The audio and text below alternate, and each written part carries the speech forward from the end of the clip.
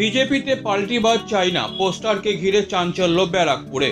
আজ সকালে ব্যারাকপুর স্টেশনের বিভিন্ন জায়গায় পোস্টারকে ঘিরে চাঞ্চল্য ছড়ালো। পোস্টারে উল্লেখ, বিজেপিতে পাল্টিবাজ চাই না। নৈহাটির বিভিন্ন জায়গায় গদ্দার তারাও বিজেপি বাঁচাও পোস্টার পড়েছে। সূত্র বলছে, ব্যারাকপুরের সাংসদ অর্জুন সিংকে ইঙ্গিত করেই এই পোস্টার মারা হয়েছে, যদিও তিনি এখনো পর্যন্ত বিজেপিতে যোগ দেননি। এই পোস্ট নিয়ে সাংসদ অর্জুন সিং এদিন বলেন, তৃণমূল প্রার্থী পার্থ ভৌমিকের লোকজন ওই সব পোস্টার লাগিয়েছে। থাকলে কোনোদিন লাল রঙের পোস্টার লাগায় না।